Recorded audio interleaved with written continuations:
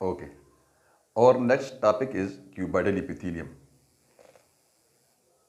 Cuboidal epithelium simple epithelium का type है जिसमें आपने जिसको एक्सप्लेन करने के लिए आपने वही प्लेन आपने फॉलो करना है जो हमने बाकी में किया, राइट? वही आपने ये ट्रायो और वही आपने फीचर्स में ये 5 चीज़ें आपने चेक करनी है। ये basement membrane, cell, interstitial space, matrix and fibres, ये आपने देखनी।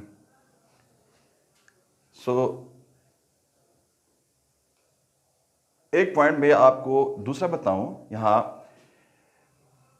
कि कोई भी टाइप एपिथेलियल टिश्यू का आप एक्सप्लेन करते हैं तो उसमें आपने उसको 3 हिस्सों में तकसीम कर ले फर्दर।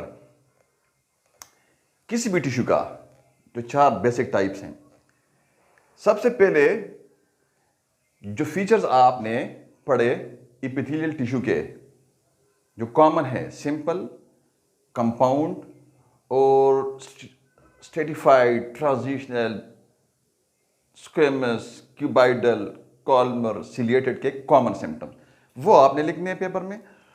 नंबर 2 आपने क्या करना है कि जो सिंपल इपिथेलियम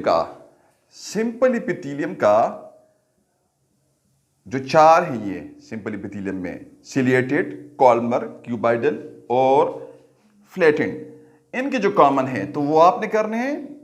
नंबर 3 आपने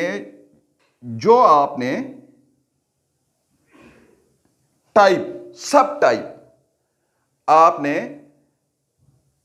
डिस्क्राइब करना होता है, एक्सप्लेन करना होता है, उसका एक सिम्टम, एक फीचर मोस्टली या 2 वो आपने लिखने हैं, तो ये आपका एक्सप्लेन हो जाता है, राइट? हाउ एपिथेलियल टिश्यू का हमने पढ़ा कि एपिथेलियल टिश्यू का जो फीचर्स हैं वो क्या हैं कि उसमें बेसिड मेम्ब्रेन होता है, इंटरस्टिशियल स्पेस जो होता है, जो सेल्स के दरमियान जो स्पेस होता है, which is known as we learn interstitial space. Interstitial space कम होता है एपिथेलियल टिश्यू का, राइट? तो मैट्रिक्स भी कम होता है, राइट? 3 फीचर्स हो गई। हम क्या कर रहे हैं, हम क्यूबाइडल को एक्सप्लेन कर रहे हैं।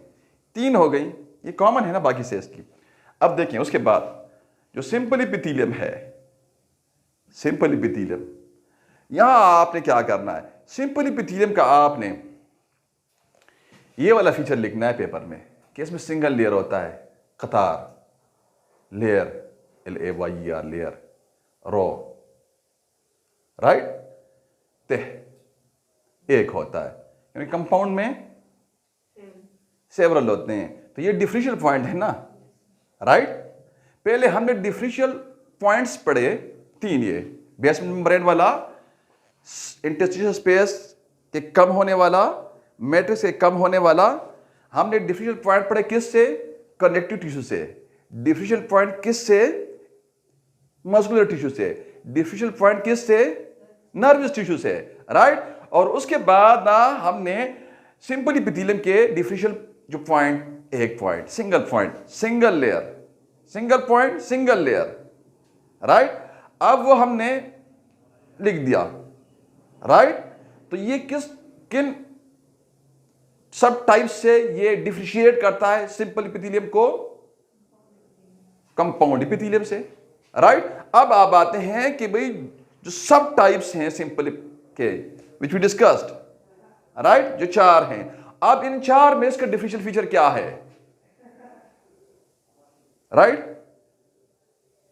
Easy to understand, right? ये आपने अब ये करना है, तो क्या कोई मुश्किल नहीं है। इसका सेल हम चेक करते हैं, ये फीचर्स तो सारी हैं, ये मैट्रिक्स तो सारा है, ये बेसिड मेम्ब्रेन तो है, क्यूब्स की शक्ल के हैं, बाकी कोई 20 के 20 जितने आपके पास टाइप्स हैं टिश्यू के आपकी बॉडी में, और बेसिक टोटल 20 नंबर है इसका।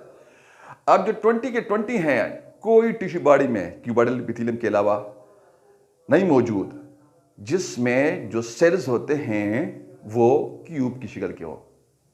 M I clear? तो क्यूबॉइडल एपिथेलियम का जब सबसे पहले शेप हमारे पास आता है फीचर्स में, नाम सजेस्ट करता है इसका कि क्यूबॉइडल का मतलब क्या है, मकबनुमा, क्यूब लाइक, राइट। बाकी ना वही जो मैं आपको बता दिया है कि वही आपने जो सिंपल एपिथेलियम का स्पेस कम होता है, जी बेसमेंट मेम्ब्रेन होता है, यह आपने लिखना है, राइट ना।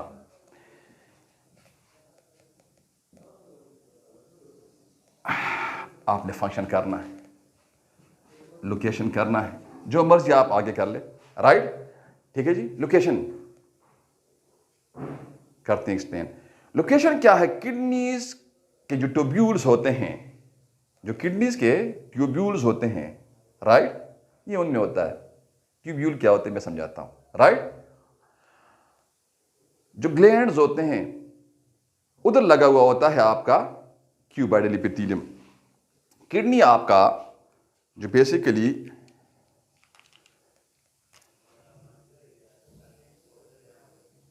जो आपका एक्सक्रीटरी ऑर्गन है, इनमें अप्रोक्सीमेटली, एग्जैक्ट फिगर तो नहीं याद मुझे, 1.2 मिलियन न्यूफ्रॉन लगे हैं।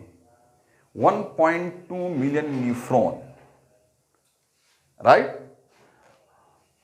न्यूफ्रॉन is the parenchyma of your excretory system.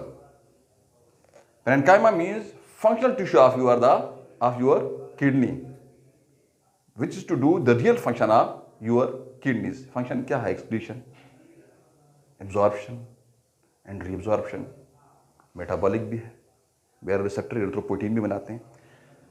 आप यहाँ ट्यूब्यूल्स पे आते हैं तो जो न्यूफ्रॉन का शिकल होता है वो कुछ ऐसे होता है। This is your basement membrane, Bowman capsule, this is your proximal convoluted tube, loop of Finlay, distal convoluted tube, right. ये ट्यूब्यूल्स हैं किडनी के। इधर आपका क्यूबॉइडल एपिथेलियम लगा हुआ होता है, राइट, समझ रहे हैं आप?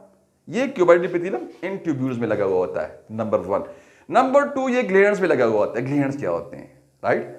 ग्लैंड जो होते हैं ये आपके सेक्रेटरी ऑर्गन्स होते हैं। सेक्रेटरी ऑर्गन होते हैं जो सिक्रीशन बना के ना टारगेट तक पहुंचाते हैं, उनका खास फंक्शन होता है। अब ये जो ग्लैंड्स होते हैं, सेक्रेटरी ऑर्गन्स, ये बने होते हैं क्यूबॉइडल एपिथेलियम के, राइट। ये क्यूबॉइडल एपिथेलियम के बने होते हैं, राइट। अब ना ग्लैंड दो तरह के होते हैं। एक ग्लैंड वो होते हैं जो अपना सिक्रीशन बना के मखसूस नालियों के जरिए टारगेट तक पहुंचाते हैं। आप उन सिक्रीशन को एंजाइम यानी खामरे कहते हैं। और एक वो होते हैं कि जो अपना सिक्रीशन बना के वाया ब्लड, थ्रू ब्लड, खून के रास्ते, ब्लड स्ट्रीम को इस्तेमाल करके टारगेट तक अपना सिक्रीशन पहुंचाते हैं। उनको हार्मोन्स कहते हैं। उनका जो मास्टर ग्लैंड है वो पिट्यूटरी ग्लैंड है, जो खुद कुछ नहीं करता, जिसके 2 लोब्स हैं, एक इंटीरियर एक पोस्टीरियर। वो हमने एंडोक्राइनोलॉजी में आपको पढ़ाना है।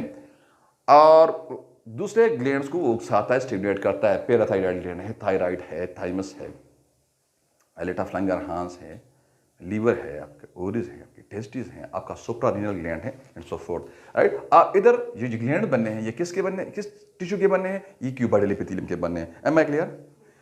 अच्छा, अब देखें हमारे पास, हमने लोकेशन को जाना क्यूबॉइडल एपिथेलियम को। Any question up to this?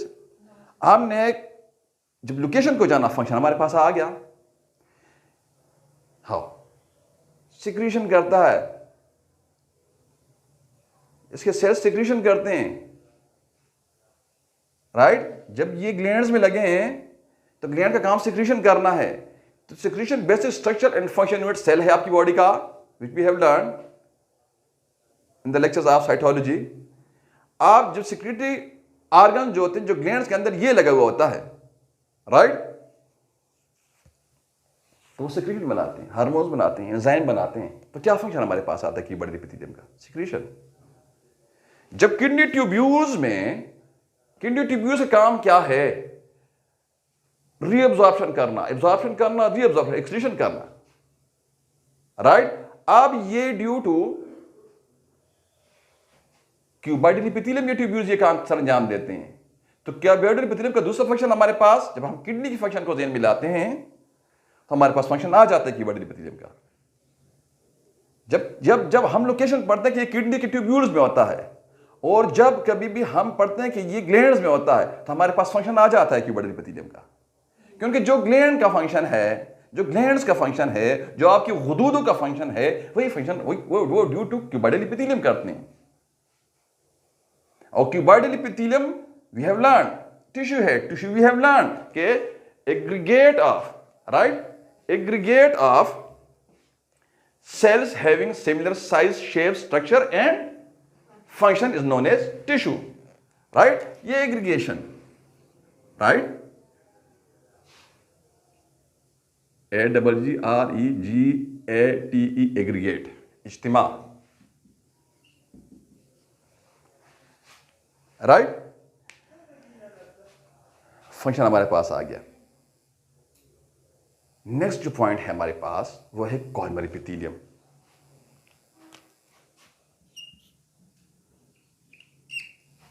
Columnar epithelium same वही पैटर्न हमने इधर फॉलो करना है। ये तीन फंक्शन जो है बेसमेंट मेम्ब्रेन, स्पेस कम, मैट्रिक्स कम, एपिथेलियल का, सिंपल का, सिंगल लेयर, राइट, राइट। अब इधर ना इसके अंदर जो सेल लगा हुआ है, इसके अंदर जो सेल लगा हुआ है वो कॉलम की तरह है।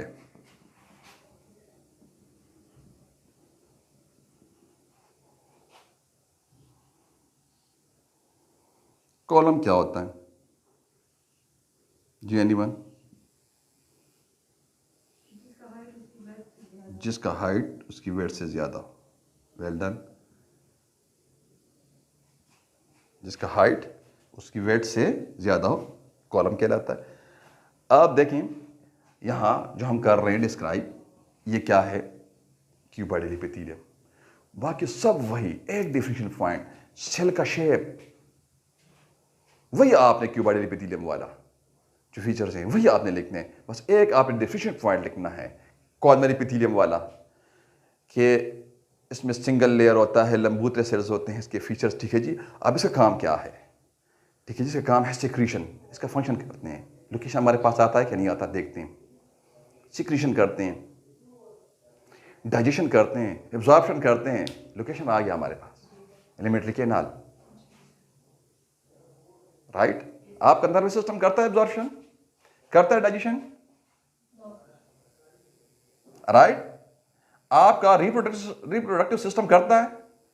बॉडी के अंदर जो बड़े सिस्टम है, 10-11 बड़े बड़े सिस्टम है, जो आपका जो नर्वस सिस्टम है, आपका ईएनटी है, रेस्पिरेटरी है, कार्डियोवास्कुलर है, डाइजेस्टिव सिस्टम है, एक्सक्रीटरी सिस्टम है, रिप्रोडक्टिव सिस्टम है, स्केलेटन है, मस्कुलर सिस्टम है, सो फोर्थ। आप इन तमाम जितने भी सिस्टम्स हैं, इन सिस्टम में ये डाइजेशन काम, डाइजेस्टिव सिस्टम का, एलिमेंट्री कैनाल का। अब जो एलिमेंट्री कैनाल होता है उधर क्या लगा हुआ है? एलिमेंट्री कैनाल में ये टिश्यू कॉलमर एपिथेलियम लगा हुआ है, क्योंकि वहां बॉडी को जरूरत होती है डाइजेशन की, एब्जॉर्प्शन की और सिक्रीशन की, राइट। लेट मी एक्सप्लेन के what is ingestion briefly, what is digestion, what is absorption and what is assimilation, right. जब हम when we eat an food, जब हम खाना खाते हैं, when we load our GIT through food, right, this is what we call ingestion. खाना मैदे में पहुंचता है, मैदे में उसके साथ मुख्तलिफ केमिकल रिएक्शंस होते हैं, पेप्सिन, खामरे, मुख्तलिफ डाइजेस्टिव एंजाइम्स रिलीज होते हैं, चीनी बनता है, डाइजेशन का प्रोसेस शुरू, ड्यूडेनम में जाता है खुराक, ड्यूडेनम में उसके साथ मुख्तलिफ और सिक्रीशंस, इंक्रेटिन वगैरह मिक्स होते हैं। पेंक्रियास से आपका लाइपेज माइलेज आता है, वो मिक्स होता है, राइट, थ्रू पोर्टल वेन हो जाता है। अब ये सारा डाइजेशन का प्रोसेस कंटिन्यू है।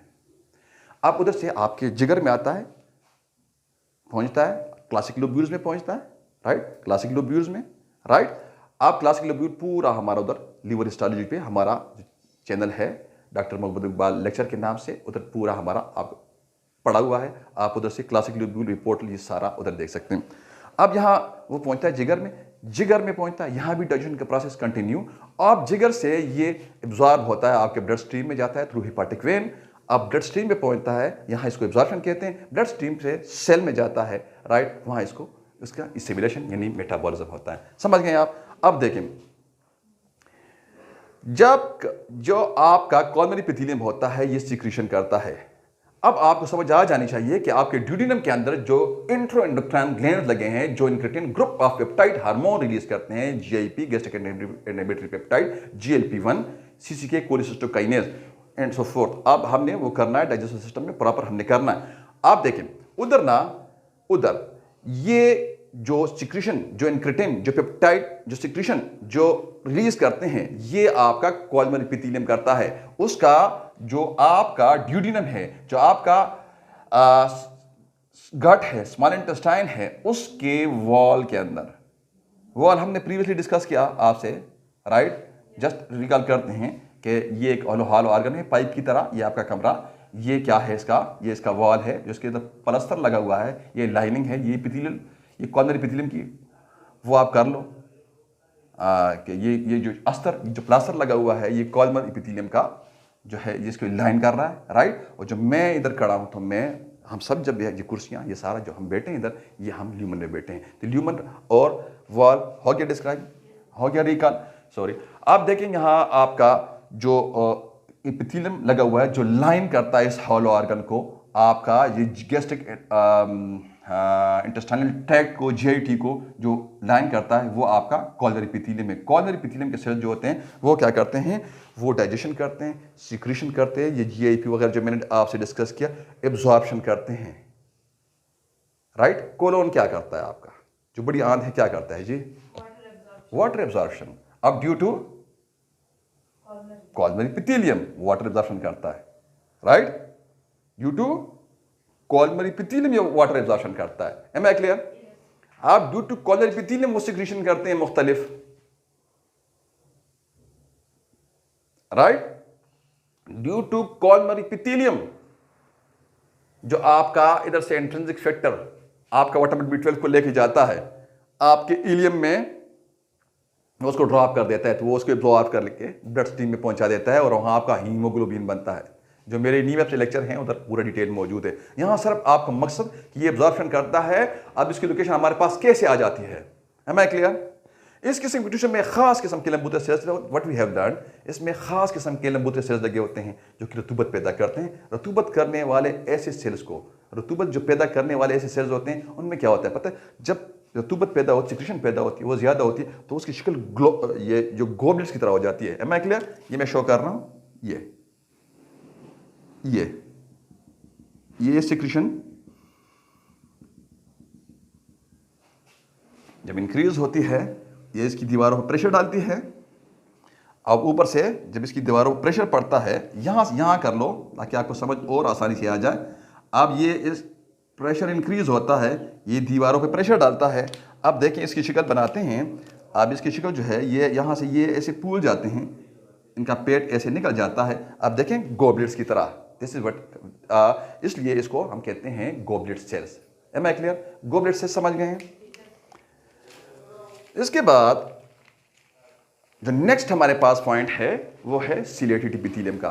देखें वही फॉलो करना है पैटर्न, आपने वही आपने एपिथेलियल टिश्यू के वो लिख दें, फीचर लिख दें, सिंपल के लिख दें, और यहाँ सिलेटेड पे आ जाएं। अभी देखें सिलेटेड। अब यहाँ आपने क्या करना है, फीचर्स में क्या सबसे पहले कि ये इसमें लंबूतर सेल लगे होते हैं विद सीलिया। या यहाँ आप ऐसे कर लें कि लंबूतर सेल्स लगे हैं with cilia, with cilia. Am I clear? बाकी वही आपने दो सिंपल के फीचर्स और एपिथेलियल टिश्यू के फीचर्स, और बाकी मैं कहता हूं कि वही सेल भी आप वही रहने दो, बाकी सारा स्ट्रक्चर वही रहने दो। ऊपर ना कॉलम का आप इस पे सीलिया लगा दो, तो यू कैन से कि इसमें जो सेल का शेप होता है लंबूतरे सेल्स लगे होते हैं जिसके टॉप पे, ठीक है, जिसके टॉप पे बाल लगे होते हैं, which is known as cilia. इसलिए इसको सिलेटेड एपिथेलियम कहते हैं। Am I clear? फीचर आ जाता है, करेक्टरिस्टिक फीचर, पिक्यूलियर फीचर हमारे पास आ जाता है जो किसी टिश्यू का नहीं है। पूरी 20 के 20 जो आपका ये इसकी इंडिविजुअलिटी है। Am I clear? ये सीलिया जो होते हैं, यहाँ एक पॉइंट आप याद रखें, ये सीलिया जो होते हैं ये एक ही जानिब हरकत करते हैं, एक ही जानिब, राइट? ये टू वे नहीं होते, एक ही जानिब हरकत करते हैं। कैसे करते हैं मैं समझाता हूं, किधर करते हैं मैं बताता हूं। आपने जो करीबी जो भी इसका कोई चीज होता है ना, ये उसको आगे धकेलता है, राइट? अभी हमारे पास ना लोकेशन आ गया है, राइट? लोकेशन हमारे पास आ गया।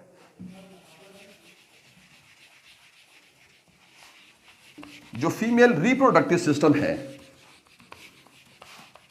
जो फीमेल रिप्रोडक्टिव सिस्टम है, वो हमारे पास उसका जो फिलिपियन ट्यूब्स हैं वो हमारे पास आ गई। वो दूसरा हमारे पास ये रेस्पिरेटरी सिस्टम आ गया है। वाई?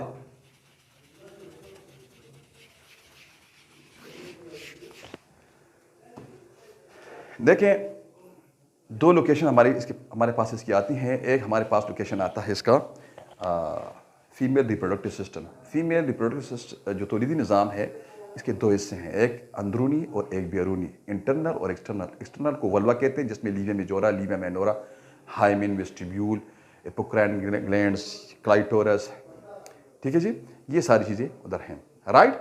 आप जो दूसरा इंटरनल जेनिटिलिया है, वहाँ ये पाउच ऑफ डगलस के आगे सर्वेक्स, ठीक है जी। और मैं समझाता हूँ आपको। आप मेरी बॉडी को, let's suppose I am internal genitalia of the females, right? ये मैं इधर आपको डायग्राम भी ड्रा करता हूँ। ये मेरा जो ट्रंक है, राइट? ये ट्रंक जो मेरा, ये क्या है? यूट्रस, यूट्रस की बॉडी। ये क्या है मेरे हाथ? Uterine tubes which are also known as fallopian tubes.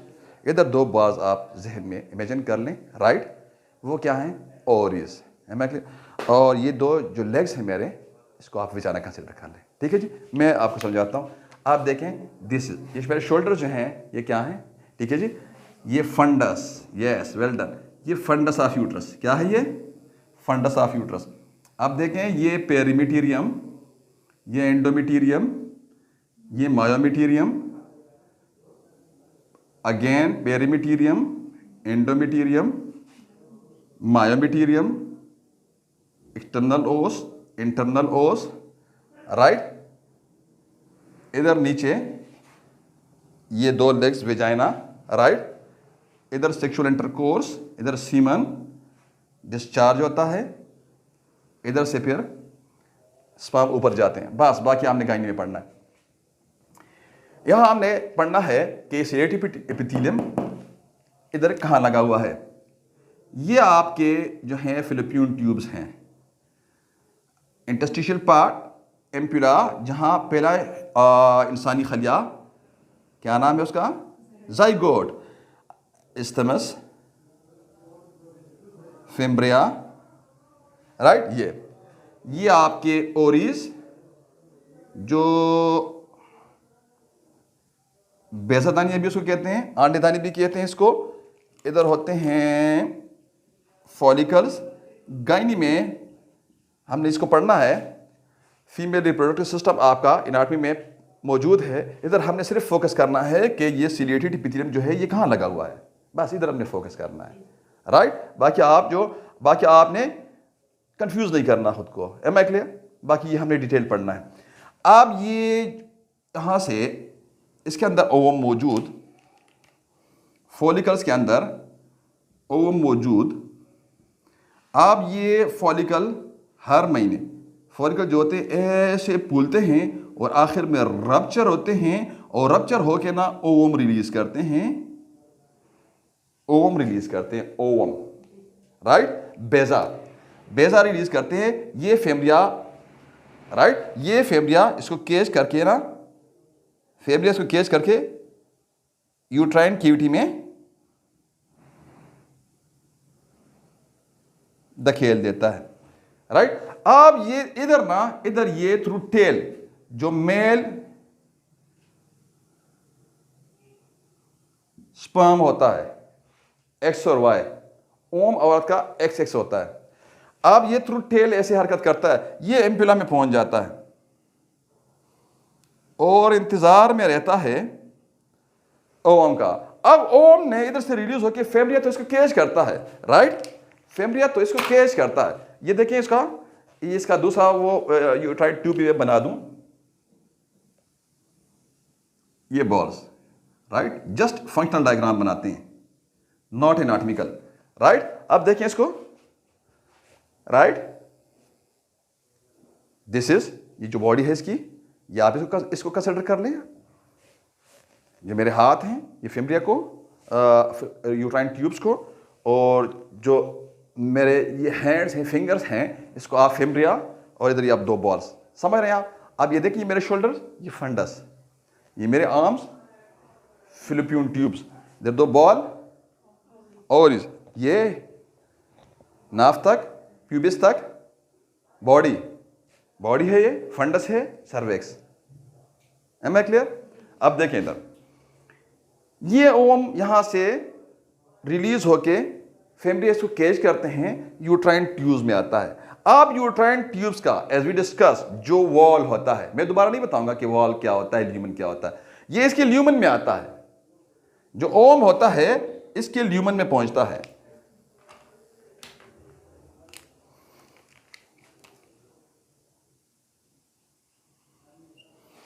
अब जो ल्यूमन होता है, ल्यूमन,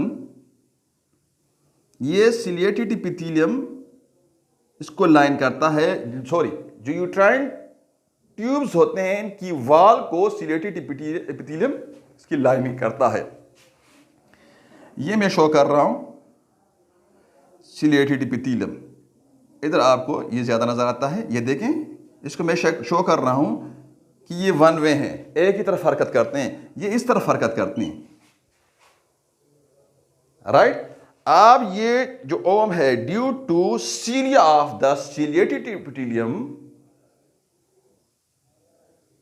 ये ऐसे आगे पुश होता है, और अल्टीमेटली ये ओवम पहुंचता है एम्पुला में, जो कुशादा पार्ट है यूट्राइन ट्यूब का, उधर पहुंचता है, राइट। ओवम, उसका जो आउटर कोर कॉर्टेक्स होता है, जिसको जोना पेरिसूडा कहते हैं, इसको ये स्पर्म तोड़ देता है, और पहला इंसानी खलिया ज़ाइगोट बनता है। बस, बाकी हमने रिप्रोडक्टिव सिस्टम में पढ़ना है, और ऑप्स में पढ़ना है, गायनी में पढ़ना है, ऑप्स में पढ़ना है, राइट। यहां हमें समझ आ जाती है कि सिलिएटेड एपिथेलियम कहां लगा हुआ है, क्यों लगा हुआ है, राइट। अब देखें, जो आपका रेस्पिरेटरी सिस्टम है, राइट, ये आपका शाबाश लेरिंग्स, ये आपका ट्रेकिया 16 सीरिंग्स वाला, ये आपका ब्रोंकाई, ये आपका एक लंग,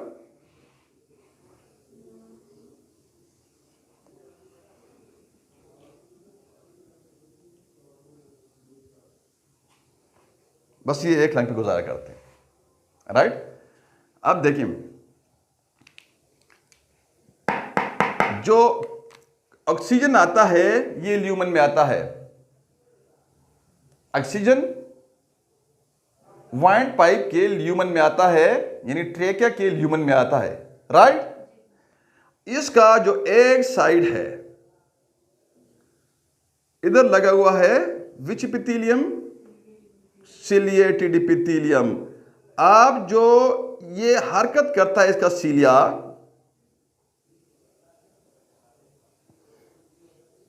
ये बाहर की जानिब करता है। नाउ क्वेश्चन इज दैट, यहां तक समझ आ गई? अब क्वेश्चन ये है कि ये क्यों करता है, क्यों लगा हुआ है? जब हम सांस लेते हैं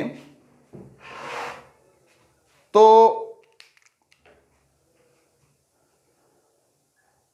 जब हम इंस्पायरेशन करते हैं और एक्सपायरेशन करते हैं, जब हम सांस लेते हैं तो ऑक्सीजन के साथ, मकसद क्या होता है कि हमने ऑक्सीजन लेना होता है एटमॉस्फेयर से, तो ऑक्सीजन के साथ दूसरी चीजें फॉरेन बॉडीज भी आ जाती हैं। अब यहां क्वेश्चन क्या है कि फॉरेन बॉडी क्या है? आपकी बॉडी के अलावा जो चीज बाहर से आती है वो फॉरेन बॉडी कहलाती है।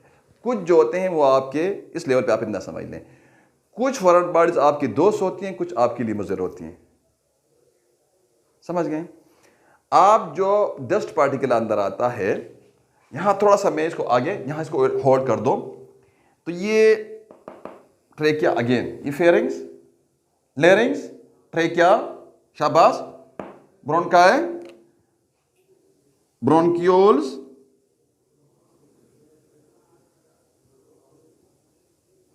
and alveoli,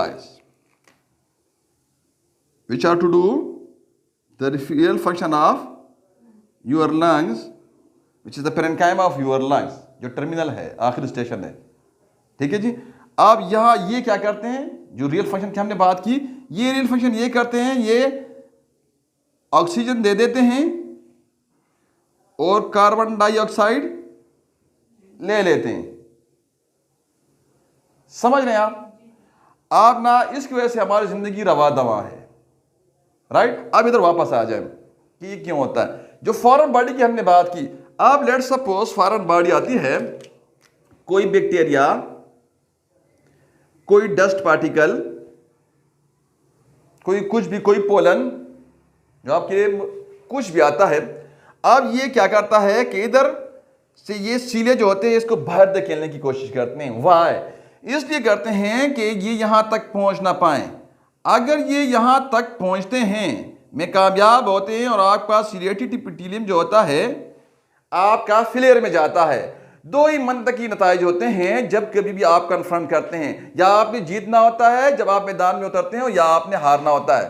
राइट, जब कभी भी ये सीलिएटेड एपिथेलियम फ्लेयर में जाता है और फॉरेन बॉडी को ये कंट्रोल करने में, अब इसकी दूसरी तरफ जो है सिक्रीशन करने वाले सेल्स लगे हैं जो म्यूकस सिक्रीट करते हैं। लेकिन राइट नाउ हमने फोकस करना है सीलिएटेड एपिथेलियम पे।